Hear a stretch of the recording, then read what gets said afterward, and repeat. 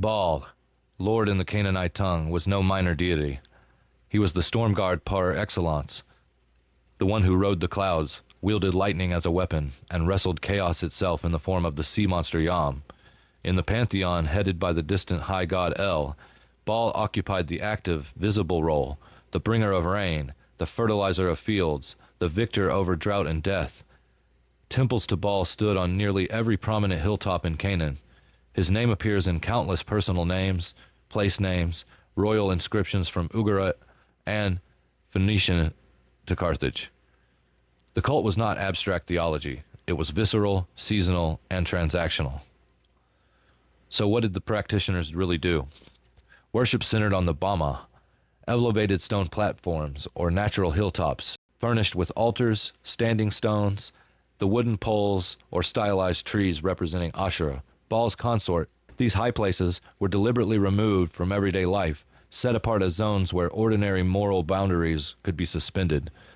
Temple precincts employed male and female cult prostitutes, kadashim and kadashot.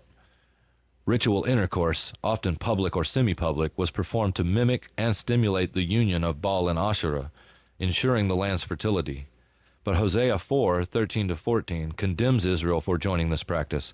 They sacrifice on the tops of mountains. Therefore your daughters play the whore and your brides commit adultery. The most infamous rite, the offering to Moloch, likely a title or aspect of Baal Hadad in his Cathodic underworld function. Children, frequently firstborn sons, were passed through the fire at the Tophet in the valley of Hinnom, or similar sites. Biblical texts describe drums drowning out cries, priests pouring oil, and the child placed in the bronze arm of the glowing statue while flames roared up from below. Archaeological evidence from Carthage, a Phoenician colony, shows Tophets containing thousands of urns with cremated infant remains. But why did they do this? The cult of Baal was built on a single, ruthless logic. Life requires death. Abundance requires sacrifice. Order requires chaos. Humans mirrored this cosmic struggle by offering what was most precious, the firstborn son, the heir, the future, the seed. It was the highest currency. This was inversion as power. By deliberately violating the most fundamental human bond, the parental protection of your child, control over uncertainty was their goal. The Tophet became the place where fear was transmuted into hope through fire. This is the primal template of the serpent's gospel in action, the promise that the deepest transgressions yield the highest reward.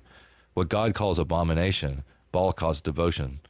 What nature guards as sacred, the cult offers on the altar. The serpent does not need to appear in every rite. His logic is already at work. The high places smoked, the drums pounded, and the lie took root through the breaking of life. Life is secured. It was only the beginning. Now the sacrifice continues. The high places never disappeared. They simply moved indoors, put on white coats, and learned to speak the language of compassion. What the priests of Baal once did with fire and bronze on the hills of Canaan, the modern world now performs daily, methodically, and at industrial scale in sterile clinics from New York to Beijing to Sao Paulo. The altar is no longer a glowing statue with outstretched arms. It is a succula cannula, a curette, a chemical injection, or a dilation and evacuation procedure. The drums that once drowned out the cries of the child have been replaced by the gentle hum of ultrasound machines and the soothing lies of counselors. But the transaction is identical. The offering is still the firstborn. The price is still innocence. The promise is still the same. Through the breaking of the most sacred bond, life, power, and freedom will be secured. Since 1990, more than 2 billion human beings have been deliberately killed by abortion worldwide. That is not a typo or a mistake. 2 billion. More than twice the total number of human beings slain in every war, genocide, famine, and plague in all of recorded history combined. The 20th century's body count, from the trenches of the Somme to the killing fields of Cambodia to the gas chambers of Auschwitz, does not come close. The serpent has outdone every tyrant, every emperor, every ideology that ever shed blood, and he has done it with our enthusiastic consent. This is the serpent's gospel in its most perfected, most demonic form. The ancient Canaanites at least had the honesty to call it sacrifice. We call it healthcare. Lie number 1. It's just a clump of cells. At 6 weeks, the child has a heartbeat. At 8 weeks, fingers and toes. At 12 weeks, the face is recognizably human. By the time most abortions occur, the child can feel pain. We know this. The ultrasound images are irrefutable, yet the lie persists because the alternative is unbearable, that we are burning our own children alive for convenience.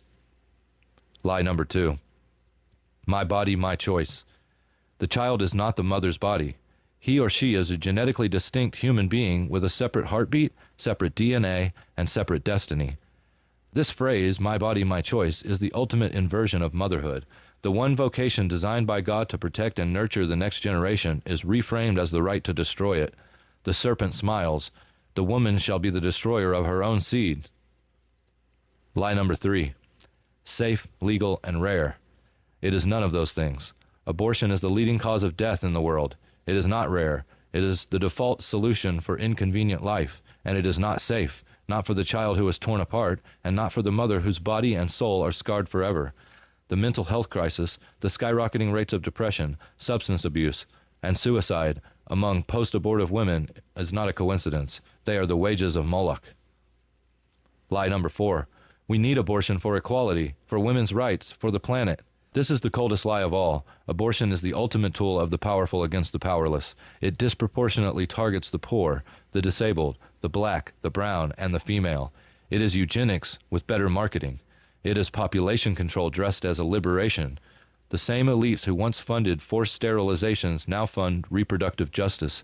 The serpent has simply updated his wardrobe. Lie number 5. The child is better off dead. This is the final blasphemy. It declares that non-existence is preferable to life. It tells the Creator that his image in the womb is a mistake. It inverts the gospel entirely. Instead of greater love has no one than this, that someone lay down his life for his friends, we now say the greatest love is to take the life of the most vulnerable so the strong can live more comfortably. Every abortion is a Tophet. Every clinic is a high place. Every choice is an offering of the future to secure the present. And the serpent still whispers the same ancient bargain he made in Eden and on the hills of Canaan. Give me the child, and I will give you freedom. Give me the innocent, and I will give you power. Give me the seed, and I will make you as gods.